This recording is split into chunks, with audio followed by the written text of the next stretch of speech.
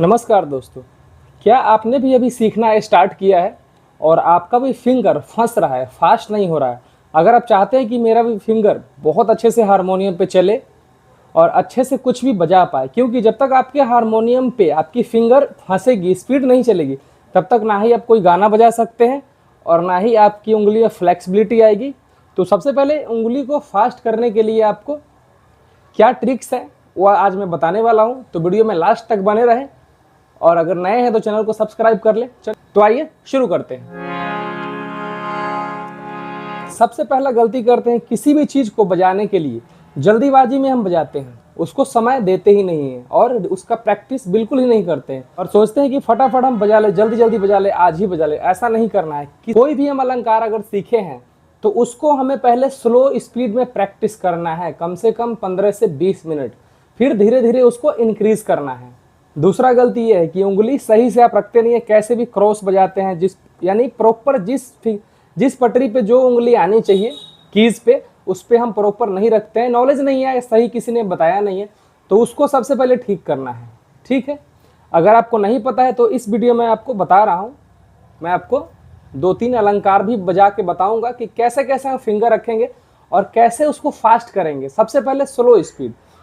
तो सबसे पहले मैं शुरू करता हूँ पहले गाले से, सारे गामा पाधा निसा कैसे बजेगा बिल्कुल स्लो में। अगर वाकई आप सीरियस हैं तो वीडियो में आप जल्दीबाजी में स्किप करके ना देखें, नहीं तो समझ में आपको कुछ नहीं आएगा।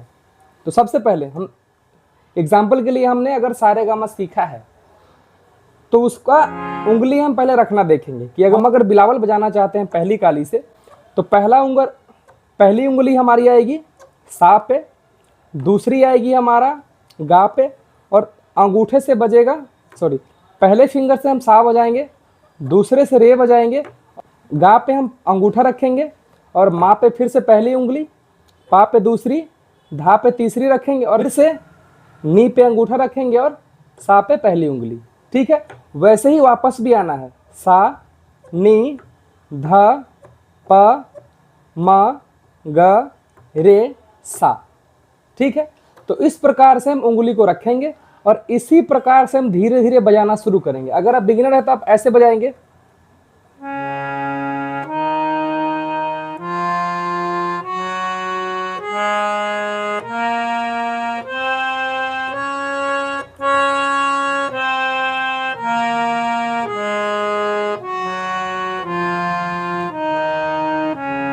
ठीक है। जैसा आप इस स्पीड में बजा रहे हैं तो सबसे पहले इसी स्पीड में आप लगातार बजाएं, रोज 10 से 15 मिनट, 15 से 20 दिन तक आप बजाएं, या कम से कम 15-20 दिन नहीं तो हफ्ता दिन तो बजाएं। उसके बाद आप धीरे धीरे अपने स्पीड को इंक्रीज करें, फिर धीरे धीरे हम बढ़ाएंगे। उंगली हमारा सेम वैसे ही चलेगा, चाहे स्पीड हो चाहे स्लो हो। ठीक है, आइए मैं थोड़ा सा बढ़ा के बताता हूँ कि कैसे धीरे धीरे बढ़ेगा।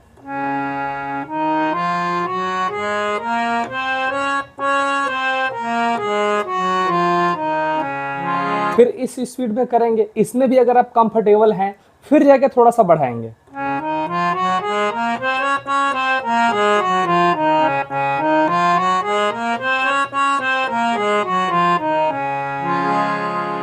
तब जाके बजाते बजाते जब आप कुछ महीनों बजाएंगे, उसके बाद आपकी जो फिंगर है, उंगली है, उसमें कुछ जादू जैसा फील होगा। जब आप रोज करेंगे तब तो आप किस स्पीड तक बजा सकते हैं आपकी प्रैक्टिस के ऊपर है। मैं आपको थोड़ा सा फास्ट करके दिखा रहा हूं।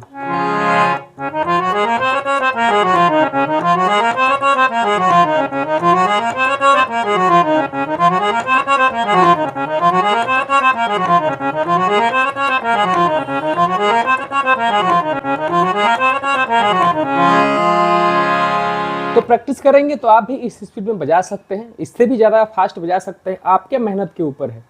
ठीक है, या हम कोई भी अलंकार लेते हैं, दूसरा अलंकार डबल डबल,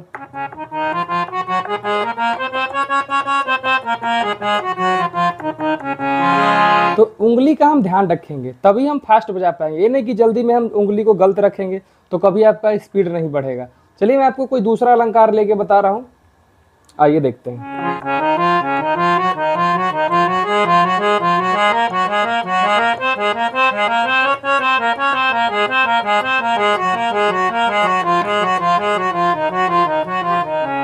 शुरुआत में कोई भी अलंकार आप स्लो ही बजाएं।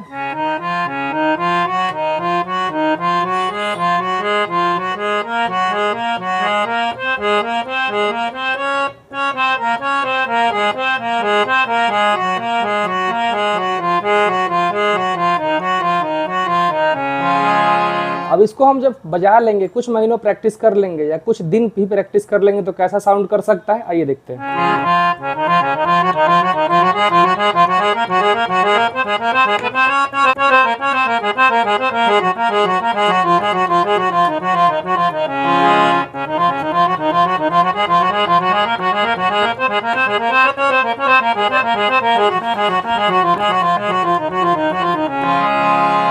ठीक है, तो इस प्रकार से अपनी उंगली को आप हारमोनियम पे, पियानो पे, कीबोर्ड पे फास्ट कर सकते हैं। ठीक है, अगर हम दूसरा थाट बजाते हैं तो उसका फिंगर का प्लेसमेंट अलग हो जाएगा, अलग हिसाब से रखेंगे।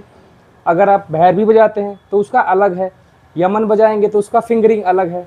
अगर आप प्रॉपर सीखना चाहते हैं तो मेरे चैनल पर जाके देखें, हर थाट का मैंने फिंगरिंग के साथ 5-5 अलंकार बताया है, तो उसको जाके देखें, आपको समझ में आ जाएगा। और हाँ, किसी भी थाट अलंकार को बजाने के लिए प्रोसेस यही रहेगा, सबसे पहले बिल्कुल स्लो में हम बजाएंगे ताकि उंगली में थोड़ा वजन आ सके। उसके बाद अगर आप फास्ट करेंगे फिर जाके आपका उंगली फिसलेगा नहीं, क्योंकि सबसे पहले हमें चलना होता है। ठीक है, लोग जल्दीबाजी के चक्कर में पहले चलना नहीं सीखते हैं और सीधा दौड़ना शुरू कर देते हैं, तो उसके वजह से दिक्कत आता है। तो आशा करता हूँ आपको वीडियो पसंद आया होगा। तो चलिए मिलते हैं किसी और का क्लास में, तब तक के लिए रियाज करते रहिए, खुश रहिए, नमस्कार।